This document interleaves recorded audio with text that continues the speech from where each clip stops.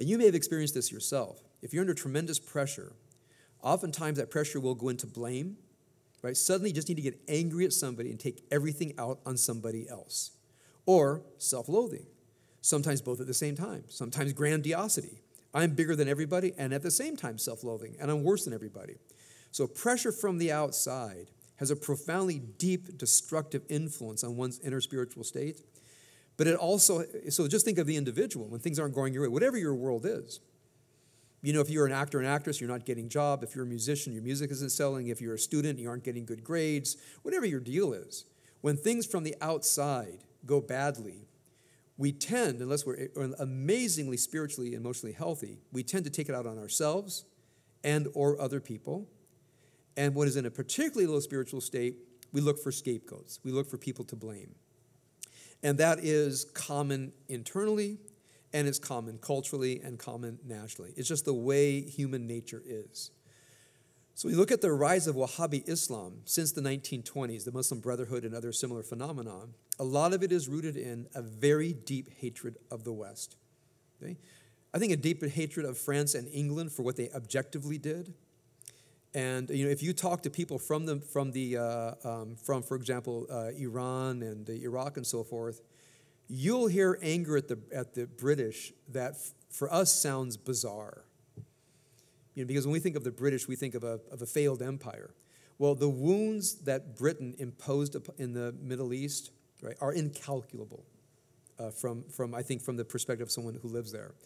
The French, for some reason, are held as less accountable, maybe because they pulled out earlier and had unlike when they were unlike in Africa, where the French colonization of Africa and Haiti were among the most abysmal in the world. The Belgian and the French were the worst, the morally worst in colonization, but not in the Middle East, for reasons we don't need to go into now. Now, this animus is directed, it has become directed at two entities, the Jews, the West in general, and America in particular, and their proxies. Now, why the Jews?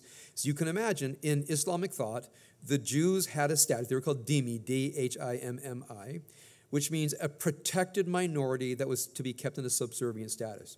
Now, from an historical perspective, there's nothing unusual or bad about this. This is very common.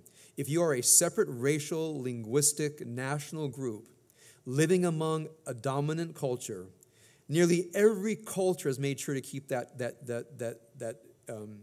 inferior group, how should I say, the minority group in an inferior status. It's just part of human nature. The idea that a political numerical minority of people who are other would be treated equally is an astonishing idea and a modern idea. We take someone for granted, but if you experience what it's like to be racially other in Japan, okay, you'll experience racism. You want to understand what discrimination feels like, what being other is. If you're not racially Japanese, it is almost impossible to become a Japanese citizen. We don't know how much of the world is deeply racially conscious outside of the Western world. So going back to the experience in Wahhabi Islam, when the Jews, as part of the Western colonization, are given a state, the people that were formerly their inferiors have now been given equal status.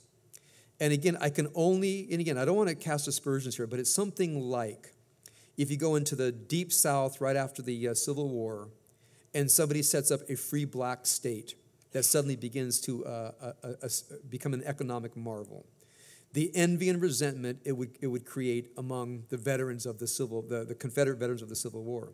So when we think of all the racism and anger that happened after the Civil War, during and after Reconstruction, that's what it probably felt like in Islam. Now, I'm not trying to justify one or the other. I'm just being descriptive.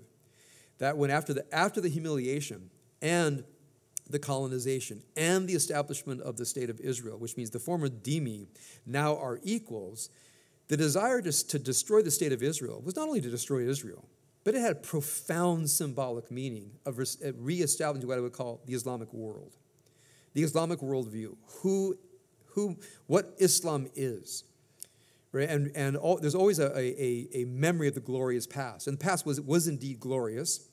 The Jews were a secondary status, And while Europeans were walking around, in filthy swamps, and Islam was the leading culture of the world, that is Islam's memory of itself, and a past that must also be the future. So the desire, the need, that's not the desire. It wasn't a military project. It was really an existential need to destroy the state of Israel in 1947-48. When that war was lost, okay, again, from a Western perspective, we can't calculate the damage that this did to the Islamic psyche.